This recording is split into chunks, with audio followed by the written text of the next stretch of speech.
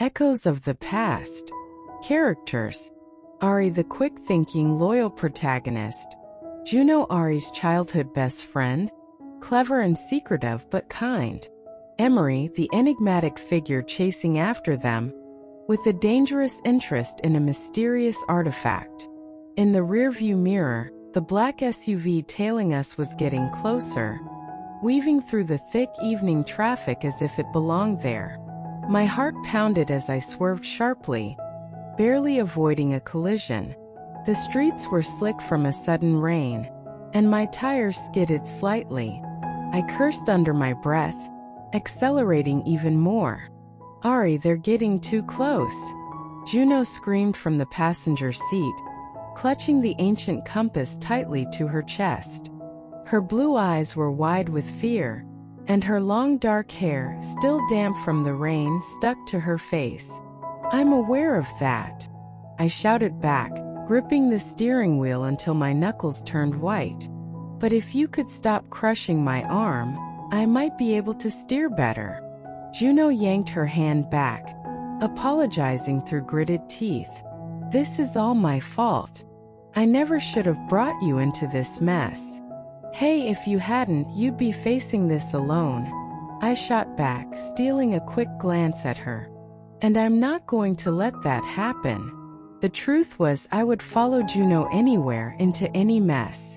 It wasn't just about the compass, the strange men, or the mysterious letter from her late grandfather.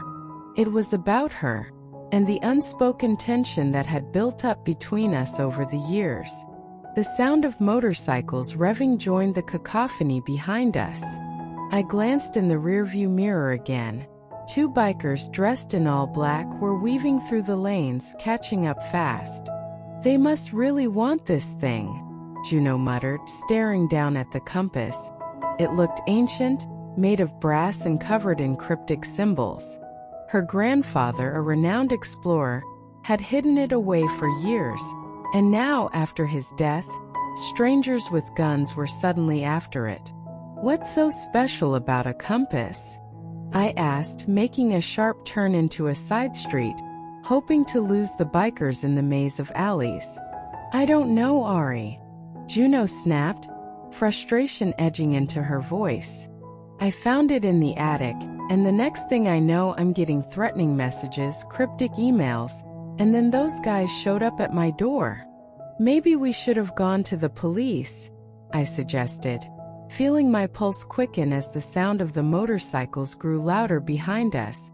I can't. Not until I figure out what this is all about. My grandfather trusted me with this. She tightened her grip on the compass. Okay, I get it. But next time, maybe give me a heads up before we're chased by armed men. Yeah. We both laughed nervously, though fear still hung heavy between us. Suddenly, one of the motorcyclists appeared beside us. Juno gasped, and I jerked the wheel, causing the car to swerve into a nearby alley, barely squeezing between two buildings. They're relentless, I muttered, my mind racing. We need to figure out our next move before they catch up again. Juno was silent for a moment, staring down at the compass in her lap. She turned the dial and the needle spun wildly, not pointing north like a normal compass would. Her brow furrowed as she studied the symbols. Maybe there's something we're missing, she murmured, more to herself than to me. Grandpa said it was a guide, but to what? I stole a glance at her, my heart twisting. I hated seeing her like this, scared, uncertain. For years we'd been inseparable, but I'd never admitted how much I cared for her. Now, with danger around every corner, it felt like I might lose her before I even had a chance to tell her the truth. I bit my lip and turned back to the road. We'll figure it out, Juno. But first, we need to lose them. Just as I said that, another motorbike roared into view. Without thinking, I yanked the steering wheel hard to the left, sending the car skidding down a narrow street. The bike overshot the turn, narrowly missing us. That was too close, Juno whispered, her voice shaking.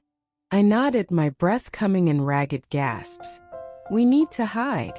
I saw a forest road a few miles back. If we can make it there, we might be able to lose them in the trees. Juno nodded, her eyes filled with determination. Do it. I sped toward the road, gripping the wheel tightly as we left the city behind. Rain poured down harder now, the storm growing more intense, but I didn't slow down. I couldn't. Are you okay? I asked, glancing at her. Her damp hair clung to her face, and she looked exhausted. I'm fine, she said softly. I should have told you earlier. About my grandfather's letter. About this compass. It doesn't matter now, I said, though my mind raced with questions.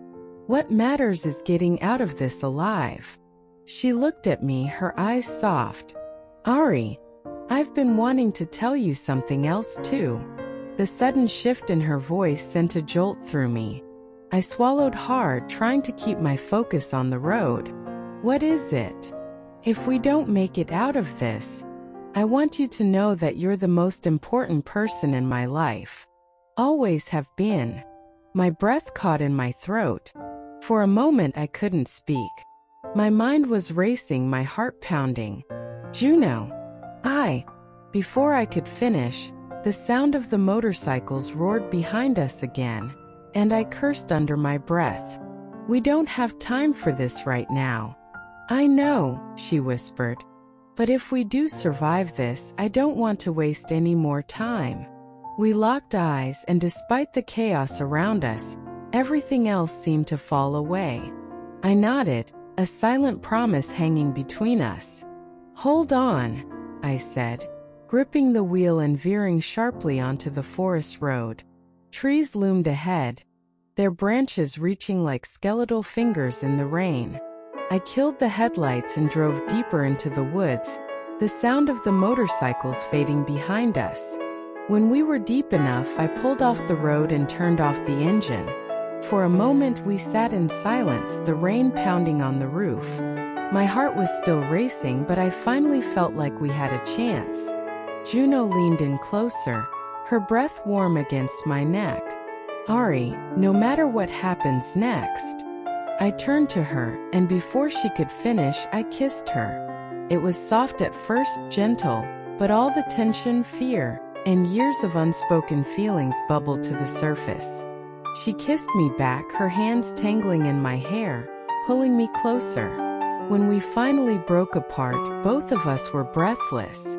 I smiled at her, brushing a stray lock of hair from her face. We're going to figure this out, I whispered. Together. Juno nodded, her smile soft. Together. Outside, the storm raged on, but inside the car, for the first time in what felt like forever, everything was calm.